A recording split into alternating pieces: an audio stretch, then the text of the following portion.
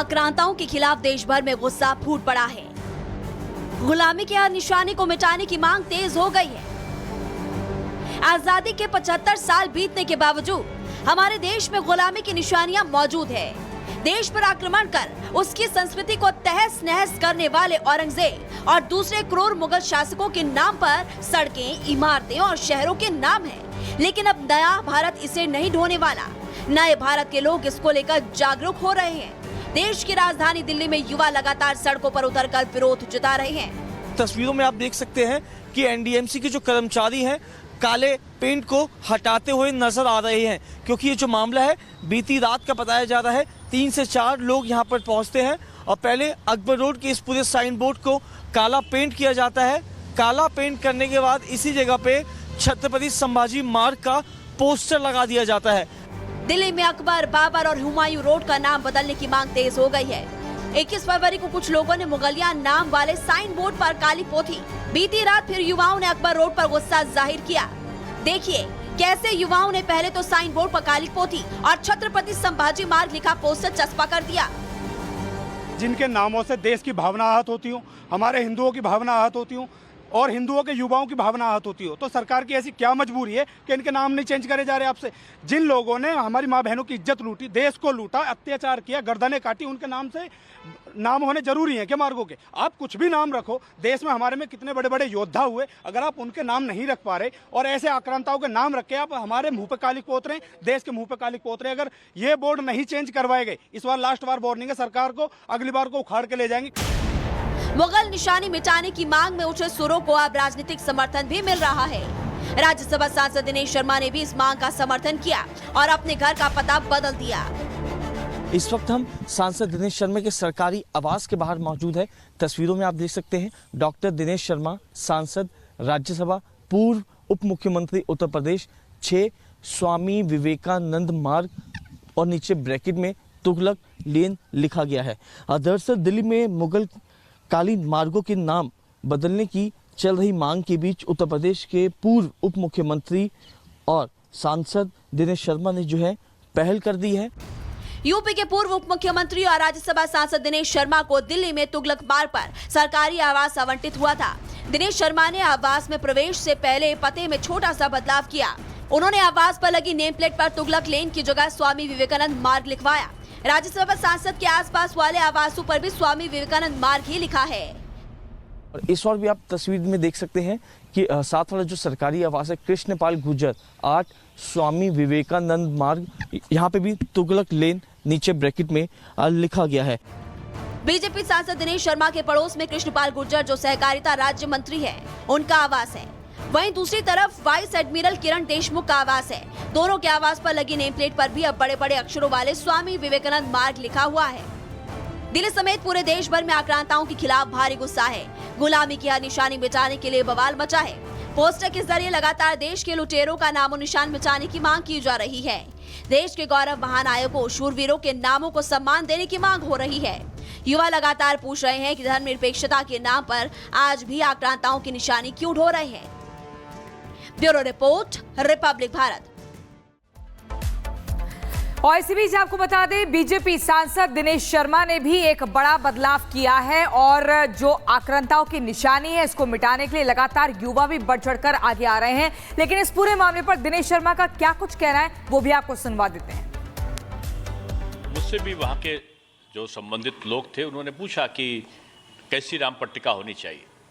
मैं वहाँ गया ही नहीं था, देखा ही नहीं था। मैंने कहा जैसा आसपास हो वैसी नाम पट्टिका होनी चाहिए।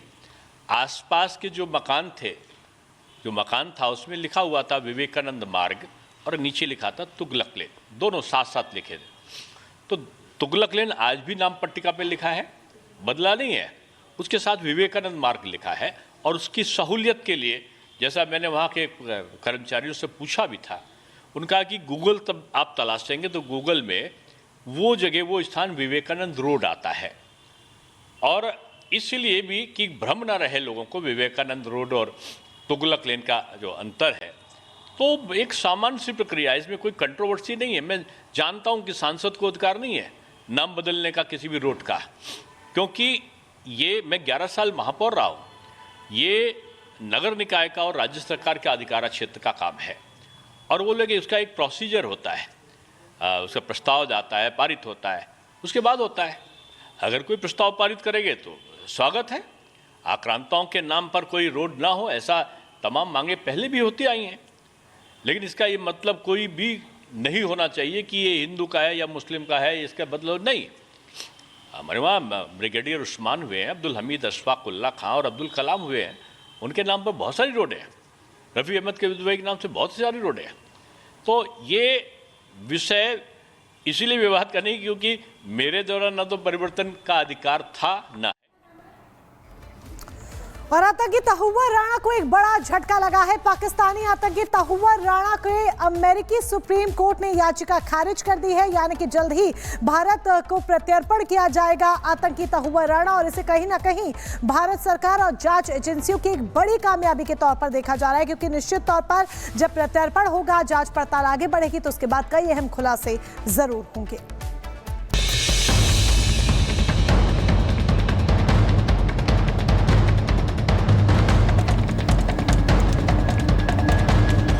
मुंबई आतंकी हमलों के मुख्य आरोपियों में से एक तहुव्वुर राणा के भारत प्रत्यर्पण का रास्ता साफ हो गया। सब कुछ ठीक रहा तो जल्द ही तहुव्वुर राणा भारतीय जेल में अपने गुनाहों की सजा भुगतता दिखाई देगा। राणा की भारत भेजने को रोकने के लिए चली गई आखिरी चाल नाकाम हो गई। अमेरिकी कोर्ट ने तहुव्वुर राणा के प्रत्यर्पण रोकने के लिए दायर याचिका खारिज कर दी। ट्रंप सरकार ने तहुव्वुर राणा के भारत प्रत्यर्पण की मंजूरी दी है। इस मंजूरी के खिलाफ तहुव्वुर ने अमेरिकी कोर्ट में याचिका दाखिल की थी। याचिका में तहुव्वुर भारत में प्रताड़ित किए जाने की आशंका उसने जताई थी। पाकिस्तानी मुस्लिम होने की वजह से उसने जान का खतरा होने की बात कही थी। हालांकि अमेरिकन कोर्ट ने तहुव्वुर राणा के इस ड्रामे को बेतुका बताया, उसकी याचिका को खारिज कर दिया। याचिका खारिज होते ही तहुव्वुर को भारत लाने के रास्ते का एक और रोड़ा खत्म हो गया है। आपको बताएं कि मुंबई आतंकी हमलों के तार पाकिस्तान की खुफिया एजेंसी आईएसआई से जुड़े हुए हैं। हमला करने वाले सभी आतंकी पाकिस्तानी नागरिक थे, जिन्हें ट्रेनिंग और पैसे आईएसआई ने दिए थे। इस हमले की प्लानिंग में विदेश में बैठे उन पाकिस्तानी मूल के नागरिकों की मदद ली गई थी, जिनके पास विदेशी नागरिकता और विदेशी पासपोर्ट मौजूद थे। तहुव्वुर राणा और डेविड हेडली उर्फ दाऊद गिलानी नाम के पाकिस्तानी मूल के अमेरिकी और कनाडाई नागरिकों ने भी आईएसआई की मदद की थी। दावा किया जाता है कि अमेरिका में बैठे तहुव्वुर राणा का आईएसआई और लश्कर-ए-तैयबा से सीधा कनेक्शन था। राणा पर हमले की साजिश युद्ध छेड़ने, हत्या, धोखाधड़ी, जाली दस्तावेजों से जासूसी में मदद का आरोप है। पाकिस्तान में जन्मे तहुव्वुर ने पाकिस्तानी सेना में भी 10 साल तक डॉक्टर की नौकरी की थी। हालांकि बाद में वो कनाडाई नागरिकता लेकर अमेरिका में व्यापार के बहाने बस गया था। मुंबई अटैक की प्लानिंग के तहत तहुव्वुर राणा ने डेविड हेडली उर्फ दाऊद गिलानी की अमेरिका से भारत आने में मदद की थी। हेडली ने 5 बार मुंबई में उन ठिकानों की पहचान और रेकी की थी जिन्हें आतंकियों ने निशाना बनाया था। तहुव्वुर राणा के भारत आने से इस हमले में पाकिस्तानी सेना, सरकार और वहां बैठे मुस्लिम आतंकियों के गठजोड़ का पर्दाफाश हो जाएगा। इसलिए पाकिस्तान तहुव्वुर के भारत प्रत्यर्पण रोकने के लिए हर जुगत लगा रहा है। शक है कि तहुव्वुर राणा को कानूनी मदद और आर्थिक मदद भी पाकिस्तान दे रहा है, जिससे वो अमेरिकी नियम कानूनों का फायदा उठाकर भारत ना जा पाए। लेकिन भारत सरकार की कोशिशों से पाकिस्तान को तगड़ा झटका लगा है। Bureau report.